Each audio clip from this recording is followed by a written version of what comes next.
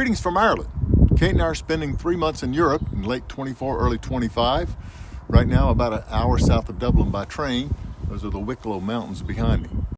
Hello from Milan. Sure, I'm glad I didn't have to drive this tiny little car. Greetings from Lisbon. This place is all about tiles and hills, very serious hills.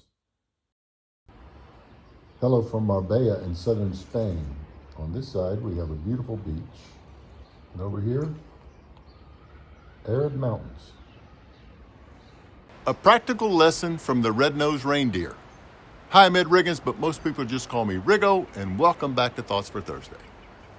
Kate and I are a little over halfway through our almost 3-month excursion.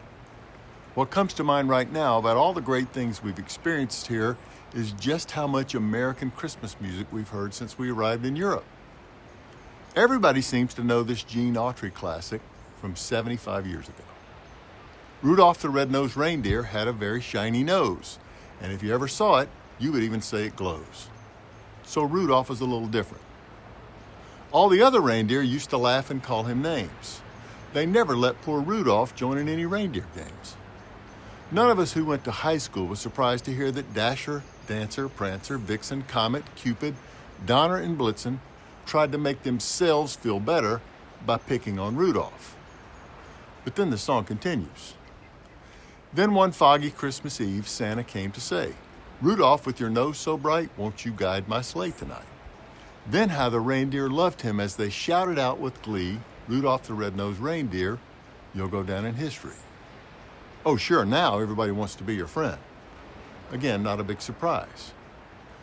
Clearly, this old song has an important moral lesson for the kids about how you should be kind to people who are different than you. And that's fantastic. But isn't there also an underlying, more practical lesson? When you think back to your formative years, was there any way in which you were a little different than everyone else? In my own case, I didn't have a red nose, of course, but I did have a big mouth. I was the kid who was constantly being told by the teachers to quiet down. Looking back on that time and all the trouble I got in, I should have taken it as a hint when my favorite teacher wrote this in my yearbook. If talking will get you anywhere, you'll go straight to the top. She was absolutely on point. In retrospect, I can now see that getting in trouble for being so talkative was my red nose. I can also see that finding a job in sales as a commercial real estate broker was my foggy Christmas Eve. Along the way, I learned to develop listening skills to combine with my outgoing personality, and I have to say it all worked out pretty well. How about you or someone you know?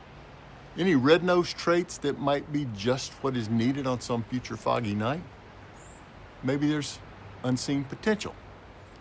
Or maybe just potential that's in the wrong place.